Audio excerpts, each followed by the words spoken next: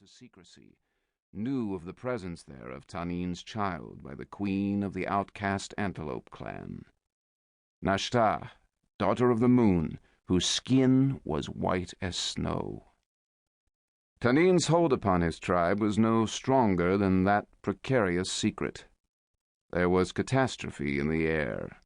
Whispers of the departed Shiboyas came with the swallow's rustling flight. The chief's great love for the outcast queen was greater than that for his people.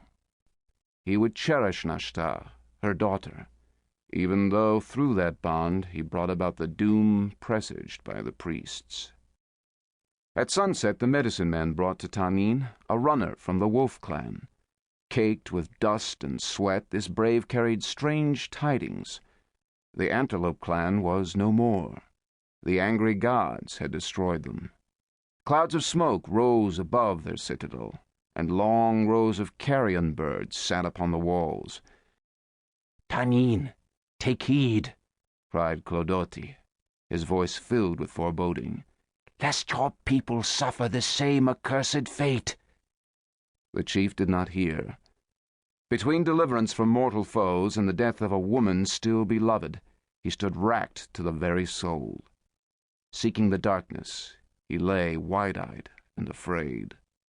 But the torture was for earthly loss of the dusky-eyed woman who had outlawed her people for love of him. The austere summer days dragged on. Rabbits and antelope left the valley. The Shiboyas fell back upon their store of grain. The springs sank lower. Oljato no longer slid its pale, lacy waterfall over the precipice, but the great pool under the wall, shaded from the thirsty sun, held to its shimmering level. One day Tanin proved to himself that he still retained the keenness of eye which in his youth had been compared to that of the eagle. Far down on the ragged red slope he made out a moving dot. He watched from his terrace. The object might be a sheep or a cougar, but he thought it was a man, and therefore kept his counsel. The black speck moved, enlarged, vanished to reappear, and was always climbing. The time came when Tanin's fears were justified. He called for his hunters, those of the clan who were far-sighted. "A tall man. He is not a runner. Aye, from the north." When the stranger appeared in plain sight on the slope below the base of the cliff, all the rock clan crowded the walls, the terraces, the roofs. The hour seemed momentous. The stranger waved something that flashed in the moonlight. The gesture was friendly. Only the medicine man did not take it so. The maidens were in a flutter of excitement. Tanin waved an answer, which was a gesture of welcome.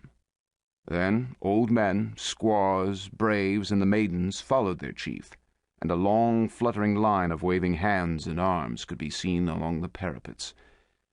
This visitor had the spring of a deer-stalker in his stride. He came on.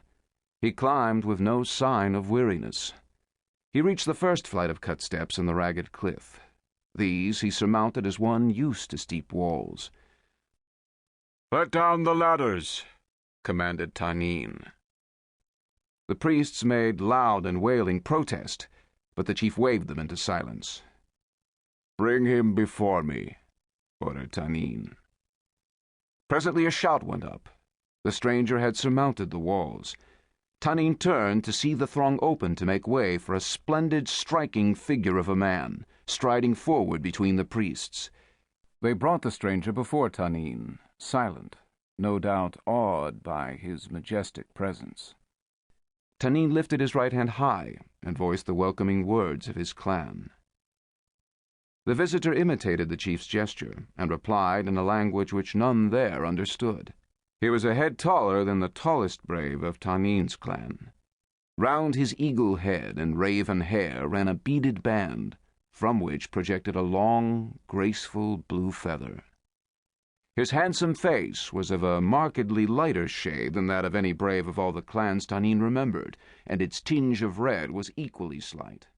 His eyes, of a dark, piercing gray hue, held the secret of